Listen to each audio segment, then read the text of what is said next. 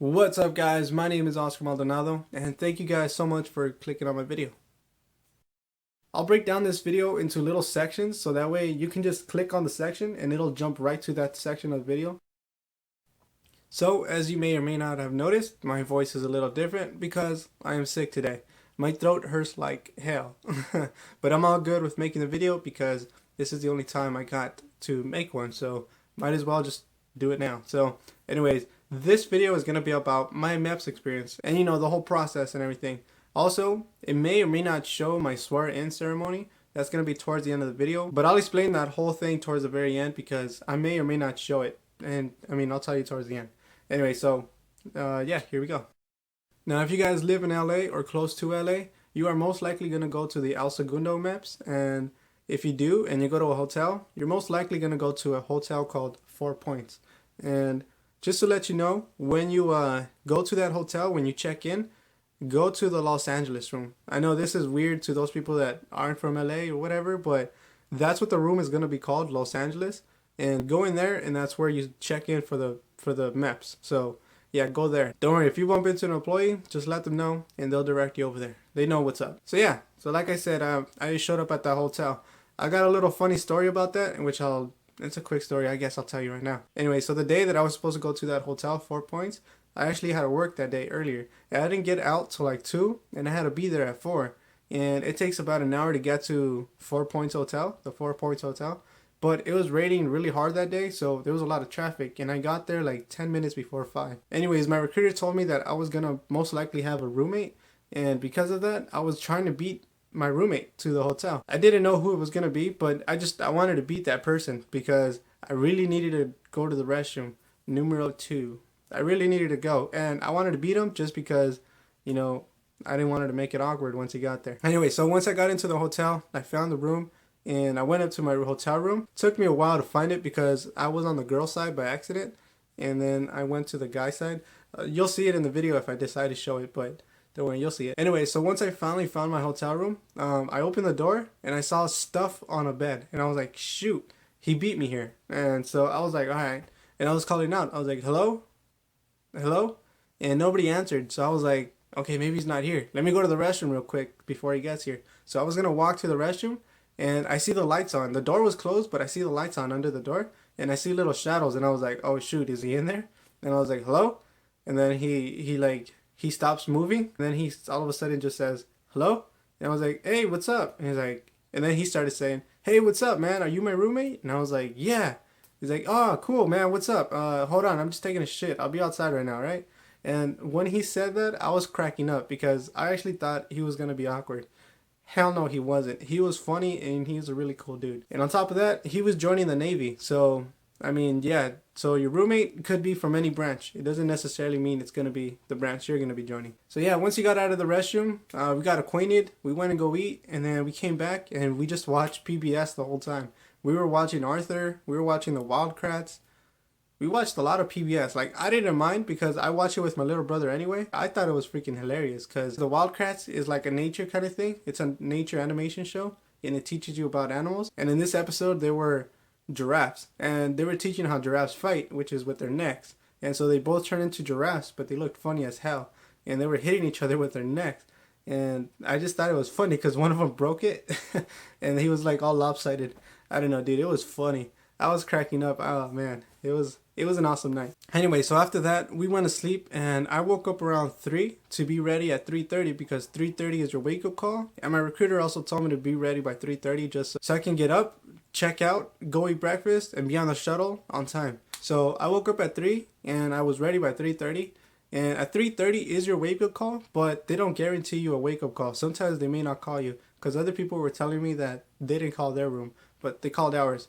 But the person that called the room, I thought it was a real person because when I answered the phone, they were like, hey, thank you for staying at the 4 Points Hotel. This is your wake up call, and enjoy your rest of your day.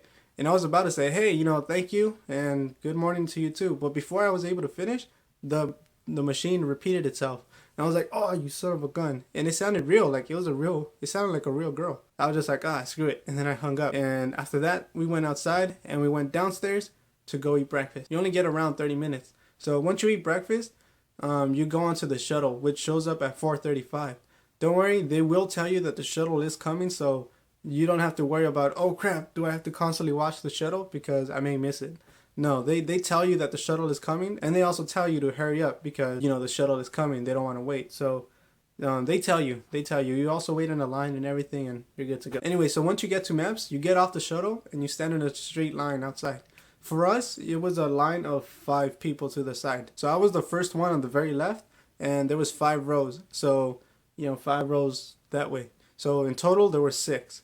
And, you know, also behind me too. So a line this way, a line that way, and, you know, so on. And so, yeah, after that, the security guard comes out and tells you, starts briefing you about the whole MEPS experience and all that. Some dumbass in the very back decided to talk while he was talking, and he got mad. He called him out to stand outside of the line. He was joining the Marines, so the security guard went inside and got the Marine liaison and got him to yell at him. And he did the whole running back and forth thing. And then after that, he went back in line and didn't talk again. Or I didn't see him again, so I don't know what happened to him. But after that, the security guard started letting us in. Girls first, and then prior service first. According to him, your security guard may not do that. It was just the one at MEPS that did that to us.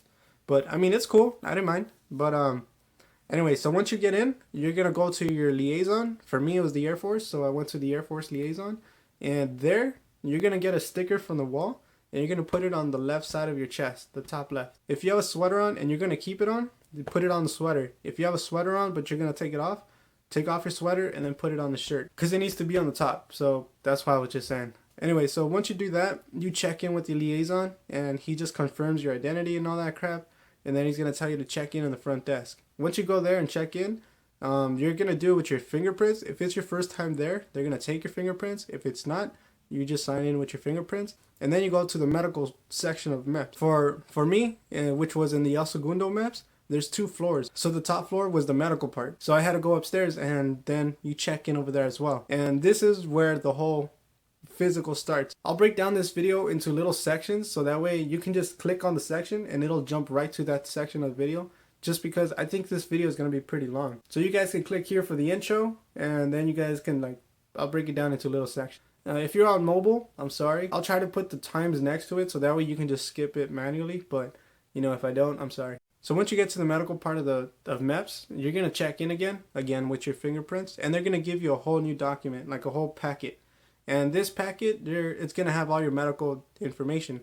Some of it's going to be blank because that's what the doctors at MEPS are going to fill out and all that crap. So yeah. So anyways, after I checked in, I had to sit down in a chair and they checked my heart rate with that whole arm thing that squeezes you.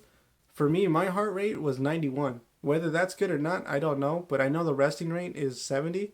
But 91, according to them, is not a high heart rate, so that's why I don't know. But again, I was pretty nervous. If your heart rate is fast, don't worry. They're going to let you sit to the side or whatever, and then just wait till your heart rate goes down, and they'll let you retake it. After I took my heart rate, I went and go sit down in another chair on another side of the building, and you're just going to be waiting until everybody gets their heart rate taken, and then you're going to go into a room and get your MEPS briefing. And in that briefing, for us, it was a captain from the Marines, and he said he was the MEPS commander or something, and he's the one that briefed us. And what he pretty much does is tells you the rules and what they expect of you at MEPS and what not to do and, you know, all that crap. Just to let you know, if you do drugs and that is caught in the drug test, you will be permanently disqualified from the military. But if you drink alcohol and alcohol is in your system, from what I understand, you won't be permanently disqualified. You'll be temporarily disqualified for about 6 months before you can go again. I think you can only do it like once or twice. After that, they're going to kick your ass out. But yeah, from what I saw at the briefing, it doesn't permanently disqualify you. So you'll be good to go. But still, don't drink any alcohol and don't do any drugs. Especially don't do drugs. But yeah, be sober completely. And yeah, don't drink any hemp products because that may show up in the drug test as positive. So don't do that. So once we took the breathalyzer test, they just reminded us, don't lie about your whole processing. Don't lie. Don't give untruthful information because that will come back to you. And especially if you're already in the military and they find out you lied to them, your ass is out. And you're also going to be in trouble with jail time and fines. So yeah, don't do it, guys. Your recruiter will not get in trouble, only you, because you're the one that lied, not your recruiter. I mean, your recruiter may have lied to you, but they can't really do crap. But yeah, he can deny it, and it's gonna be a lot harder for you to deny it. So yeah, don't do it, guys. Don't lie. So yeah, once we got out of the briefing, the whole process officially began. There is no particular order in which you can go to the test. For us, whichever line was shortest is what they told us to go to. So if the vision test had a shorter line, go to there. If the urine test had a shorter line, go there. Like whatever had the shortest line, you just go there. But I started off with the blood test. All right. In this blood test, all they do is stick a needle in you and take your blood. And while you're taking the blood test, they're gonna take your sugar levels, your, well, I don't know, whatever they do in the blood test. So tips for the blood test: don't drink or eat any sugary products, because if your sugar is high, they're gonna question it and they may tell you to come back at another time. Make sure you're good on your iron. I mean, as long as you're healthy, you got nothing to worry about. If you're not healthy, if you're sick, just tell your recruiter you're sick, and they'll delay it. He may or she may get mad at you for doing that, but it's worth it, because then either way you're gonna have to come back. So if you're healthy, you got nothing to worry about. If you're not healthy, maybe. But yeah, the blood test is pretty simple and it's fast. When I took the blood test, some guy fainted and chipped his tooth because he hit the floor hard. And so the reason he fainted was because I guess he got up too quick. I wasn't physically there in the room with him when he fainted. I was actually about to leave the room when I just heard a loud thump. And when that happened, everybody at MEPS pretty much went to that room and was like, is he all right? Is he all right? Like, get him off the floor. I mean, it was crazy, but whatever. From what I heard was that he got up too fast, and when he got up too fast, I guess he was waiting for his paperwork, and he just, I don't know how the hell, because the wall was behind him, but I guess he turned around and he hit his face first against the wall and then his face first against the floor, and then he chipped his tooth. And that's from what I hear. I never physically saw the guy, so I don't know if that's true, but that's what they tell me. Anyways, after my blood test, I went to go see a doctor for my medical history. And this test was pretty cool. It was a lady I went to for my medical history. So unfortunately and fortunately, she wasn't able to check my nuts and check my booty hole. You know that whole spread 'em thing and all that crap? Yeah, if you get a girl doctor, they're not gonna do it to you. If you're a guy, you need a guy doctor. If you're a girl, you're gonna need a girl doctor to do it, unless you tell them that it's okay. I'm not sure though, but some person did and got a girl doctor. This girl doctor, she laughed a lot. I wasn't really trying to make her laugh, but I don't know, everything I said was making her crack up. Anyways, when I went to her office, she closed the door and she told me to sit down in the chair. And when I sat down in the chair, she looked at me and she was like, "You had asthma?" And I was like, "Yeah, when I was 12. Childhood asthma." And she said, "When's the last time you used an inhaler?" I was like, 12. She's like, "Are you sure?" I said, "Yeah." I was like, "Okay." Anyways, after that, she started asking me about my drug history and if I ever used it and all that crap. And then after that, she told me to sit down in that doctor bed thingamajig, to sit down on it. And then she was going to check my heart rate, my lungs, and your ears. If you're in the Air Force, if you're trying to join the Air Force, you're going to have to pop your ears. And I know that probably, if you've never done it before, that probably sounds really painful, but it's not. I honestly did not know how to pop my ears because I don't pop my ears like this. The way they want you to do it is they want you to hold your nose and then blow and your ears will pop. I can do it without doing that. I can just, look, I'm popping my ears now. And the lady was pretty shocked I can do that, but I don't know. I thought everybody can do it like that, but I guess not. Anyway, some people can pop their ears by just chewing gum or opening their mouth really wide, things like that. But the way the Air Force wants you to pop your ears, or the way that lady wanted me to, was to hold your nose and then blow really hard. Or not really hard, actually. Don't blow really hard. Just blow your nose, like through your mouth. Like make your cheeks inflate, and then it'll pop your ears. To check if you popped your ears, the lady will or the guy will stick that thingamajig into your ear and to see your ear canal. Here are some tips that I would like to let you know about before you take this medical history thing. Just keep in mind, don't give them any new answers, okay? If you tell them anything different, they're going to stop your processing and they're going to make you come back another date because you're telling them something different. If you have an epiphany of something, which is when you just think of something, like when you're reminded of something out of nowhere.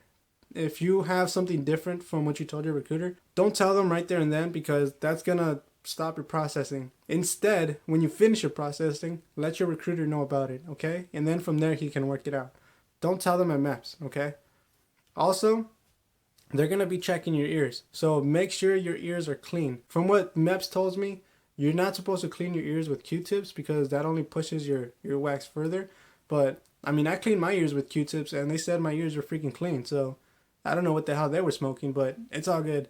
From what they told me is to put hydrogen peroxide and a little bit of warm water into your ear and just shake it around a little bit and then flush it out. And then the same thing for this ear. That for me is uncomfortable, or I would imagine that's uncomfortable as hell. So I just did the whole Q-tip thing and then I was good to go. The reason I say that is because if your ears are dirty, they're going to make you come back at another time and you're going to need something called an ear lavage, which is basically you go to a doctor and they squirt water in your ear and they clean out your ear. And then you go to MEPS and then they do that whole thing. I did not want that. Holy crap, that looks scary and that sounds scary. So I cleaned my ears really good. So I was good to go. And I think that's about it. Those are the two important things I can think of. So yeah. So anyways, after she told me to pop my ears, she was checking my lungs and I was like, and then I went, like, I just did that because like I needed a cough like a little bit. And then she was like, did you burp or something? And I was like, yeah. Like, sorry, I burped. I had something to eat before I came. And she laughs and then she's like, it's fine. And she did it again. And then I went, and then I was good to go. And then, but she was also listening to my heart, I guess. She was like, man, your heart is thumping really loud. And without me thinking, I didn't remember that I just gave blood a while ago. Like, I just took out blood from me. And the little flask you need to fill out is pretty big. It's like that big, dude. Or dudette. That flask is freaking, it's pretty big. Anyway, so I gave out a good chunk of blood. And so I guess my heart was thumping really fast so that way they can replenish my blood or whatever. I don't know.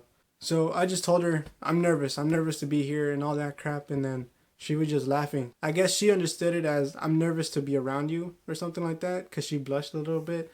But she was like, it's fine. It's fine. I was cracking up a little too because I was like, what the hell? What the hell are you thinking? But I mean, it's cool. I didn't mind at all. So after that, you're pretty much done. All they do is check your heart, lungs, ears, check your background of medical history. If you had any history like of asthma, they're going to ask you about it. If you had any broken bones, they're going to ask you about it. If you have any stitches, they're going to ask you about it. Every time they ask you something, they're going to want you to be specific. So just be specific and you're going to prevent further questions. So yeah, just keep that in mind. So after I finished that whole medical history thing, my next test was the urine test. What I do recommend before you take this urine test is make sure when you wake up from the hotel to pee and drink a lot of water, okay? Because that first pee is where it has all your sugar, it has all the bad stuff pretty much. That's your first pee of the day, so it has all the negative stuff in it. And, you know, that's just to get it out of your body. Drink a lot of water, make sure you're good to go, make sure you're good to pee because when you get there, they're going to ask you to pee and they're going to want you to pee in a whole jar. Pretty much. So if you don't want to pee on that first day, like when you wake up, if you don't want to pee, all right, don't. But just saying, I'm just letting you know that that's what the doctors at MEPS told me is that first pee has all the negative stuff in your body. So it's not going to give you a good read when it comes to the urine test. So just to let you know, if you don't want to do it, fine, I don't care. But if you do, then go for it. Yeah, before you take this test, the things I would recommend is drink water, drink lots of water actually, and don't drink any sugary things. So yeah, because that'll show up in the urine test. Don't eat desserts or something like that is what they told me. Don't eat desserts. I know it's gonna be at the hotel. Just don't eat the dessert. Drink just pretty much water and you should be good to go. You could drink water and I think they have tea, but it's gonna be unsweetened. For me, it tasted horrible, but you can taste it. You can drink it. And that's pretty much all that I recommend. Just drink a lot of water because you really need to pee a good amount into a jar. Okay, it's gonna be like that big. And it's like that wide, you know. It's pretty big. That looked wrong as hell. Don't think wrong, guys. All right, so when I took this urine test, it was freaking awkward because yes, you do stand in front of 5 guys and you pee. You don't pee like facing them, but there's a guy watching you. Like there's a guy watching your thing-a-ling to make sure you don't use somebody else's pee or whatever. But yeah, there's some guy watching you while you pee, and after you finish filling up that flask or that jar, whatever, you can pee into the urinal because there's a urinal there. So you just pee into it. It was awkward for me when I took this test because when we lined up to take that urine test, there was a guy behind me that was talking to the instructor of the test. And when we went inside, he was on my left side. I was in the middle. And there's 2 other people on the right side and the left side. So 2 this way and 2 that way. I was right in the middle. And when I was peeing, the guy on the left, the far left, the guy that was talking to the instructor, was still talking to him. And the instructor was behind him, like behind him. So while he was doing the urine test, he would turn around like that. And then when the instructor moved this way to check her, to check her things, he looked at the instructor, and for some damn reason, like, I turned my head to see if he was like looking, and I saw him looking down. And that freaked me out because I stopped peeing. I was like, oh shoot, what the hell? Like, why are you looking, dude? And then as soon as I stared at him, like, what the hell? He looked straight, and then he just, like, did whatever.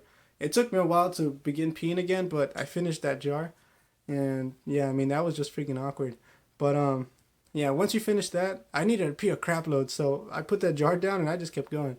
But anyways, once you fill up that jar, you close it and you put like a sticker on it or whatever, and then you give it to the lady that's gonna check your urine. And so yeah, that was my urine test. You don't need to pull your pants all the way down, just a little bit.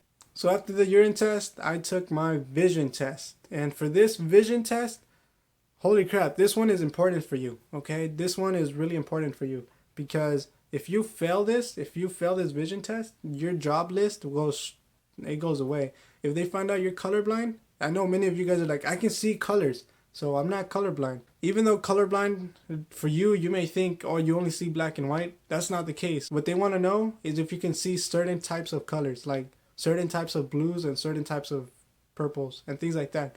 If you've never taken this test, here's an example.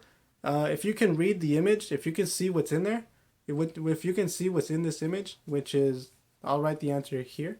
If you can see it, then you're good to go. If you can't see it, you may be colorblind, and yeah, your jobs are gonna go straight down. While you're taking this test, I would recommend you do it carefully. Okay, the guy or a girl, the person that's doing your exam, may tell you to do it fast, but don't do it as fast. Okay, take your time because yeah, if you fail this crap, your job list goes away.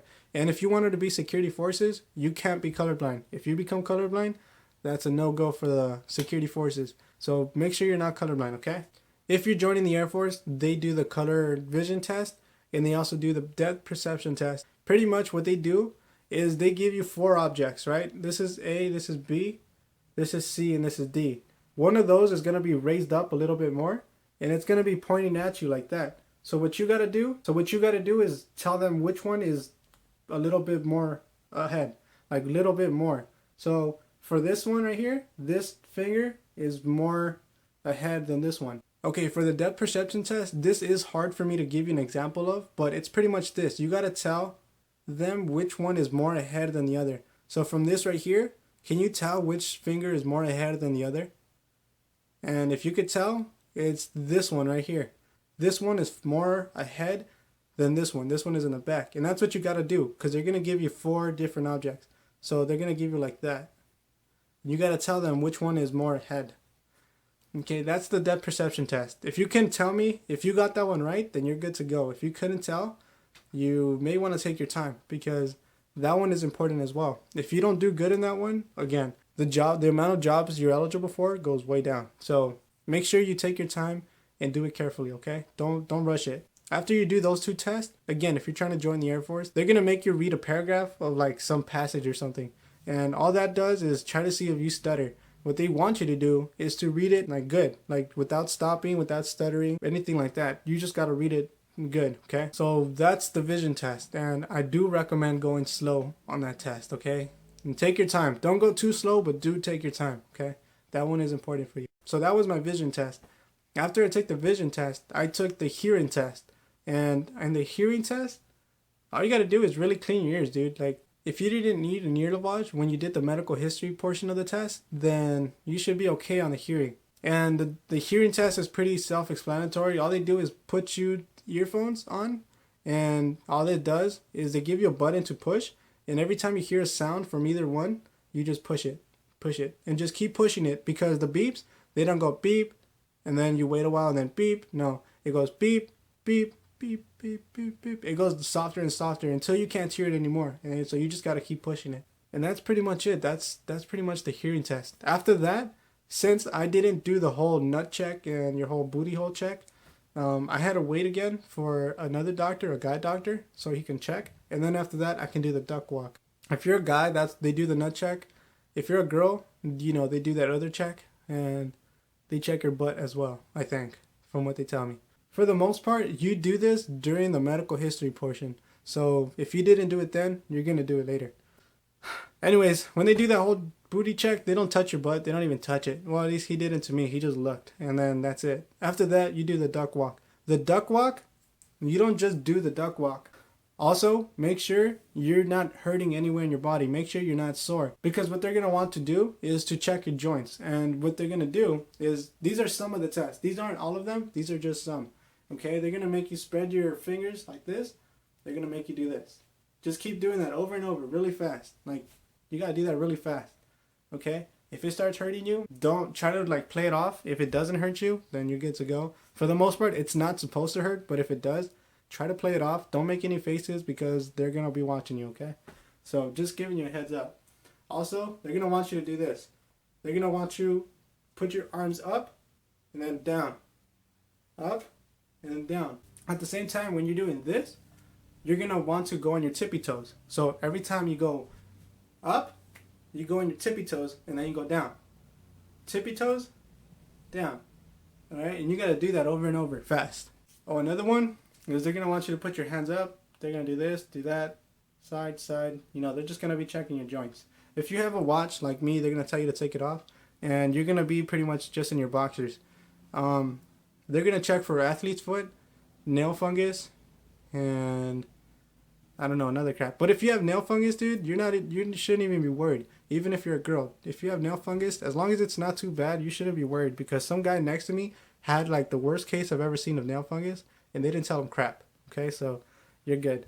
As long as it's not contagious, I think they don't care. Okay, that's from what I've seen. Okay, I don't know if they told him anything after, but while I was there, they didn't tell him anything. Okay, so you should be good. Towards the very end, you do the duck walk, and they also check your spine. Your spine, for me, when they checked my spine, what you do is you're standing up straight. You're standing up straight, and then you put your hands up, and then you bend over, and then they check your spine. And for me, the doctor was like, your spine is a little curved. And I was like, what the hell, for real? And I was like checking it in the mirror like crazy. I was like, my spine isn't curved. I think this lady's on. I did that once I got home. According to her, it's a little curved, but she didn't care. She was like, it's not even that bad. It's all right. She didn't mark it down in my medical crap, so it's good. So once they check your spine doing that crap, they're going to want you to stand in a straight line. Go about face to your left. And then you're pretty much this close to the next guy in front of you. Or a girl. If you're a girl, you're this close. You're like freaking nose to back. Literally, you're like nose to back to the next person. And after that, they're going to make you turn to your right, walk a little forward, turn right again. And you pretty much do a catwalk to the doctor. What they're checking is to see if you have a good spine and if you have a good posture. I think that's what they check. So yeah, it's funny because while they were doing that whole, the whole walk to the doctor and then back, I was thinking of a fashion show, and then some guy behind me was like, work it, girl, work it, work it. I was cracking up, dude. It was funny as hell. And the doctor, she was cool with it because we were whispering it and we were laughing or whatever, and she just doesn't want you to laugh while she's examining. Once she's not examining, you can like laugh or whatever, but she's going to tell you to shut up. Unless, it's a guy, then he'll tell you to shut up. But for our doctor, she was pretty cool. She let us joke around a little bit, and it was pretty awesome. So once you finish the duck walk, I think that's the last part of the test. I think it is, because I don't remember doing anything else. After that, you just go to a doctor so they can check your results, and then they'll tell you if you're medically qualified or if you're not. And that, for me, was the most intense part of the portion of the test. For me, since I had a history of asthma, I needed to do another test, which is called the bronchulator test. For me, what that is, all it is I breathe into a tube as hard as I can 3 times, and then they graph my results. And then I take an inhaler and then take 2 puffs of it and then do that again and see the improvement or decrease, pretty much. Like, I don't know, they check that.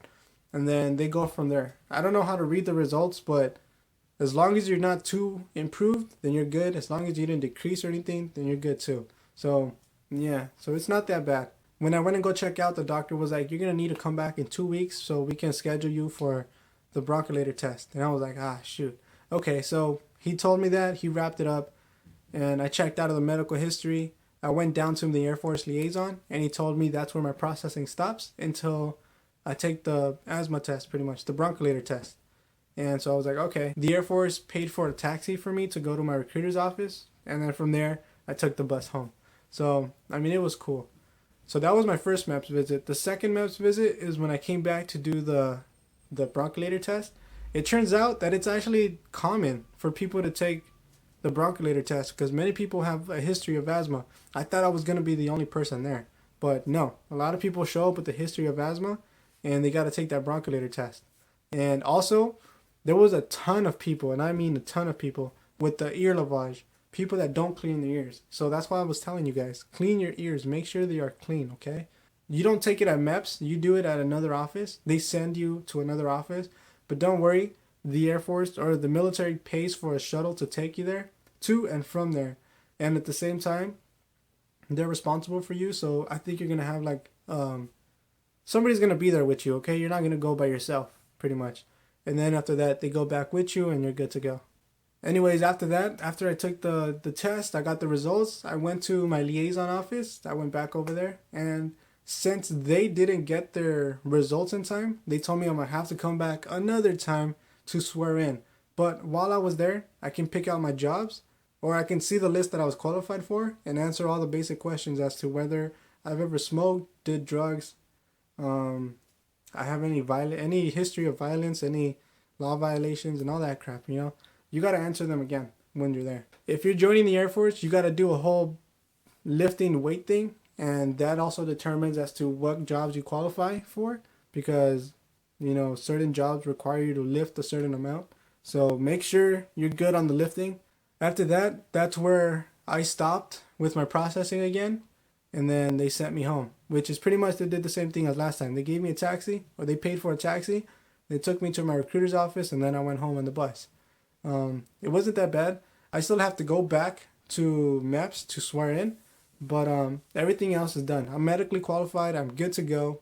Everything is good to go. The only reason I have to go back is because the damn paperwork took a while, and I guess MEPS was closing for the day or something. I don't know. The good thing though is that since the time, because my recruiter is supposed to call me as to when I go to MEPS to swear in and everything, and he just called me yesterday actually, and told me that I swear in on the 21st. I was supposed to swear in on the 13th, but then it was canceled, and now I gotta swear in on the 21st. It's cool with me. I don't care. Shoot, I already got my job. I already got my ship date. All I gotta do is swear in, sign the contract, and I'm good to go. Everything's already official. I do apologize this being a long ass video. Anyways, I thank you guys so much for watching. That was my MEPS experience. Yours is probably going to be similar to that. And I try to give you guys as many tips as possible. If you guys have any questions or any comments, leave them below. Or you guys can email me them at this email provided here. And I'll answer them as best as I can. Okay? Other than that, you know, thank you guys so much for watching. And I hope to see you guys in the next one. See ya.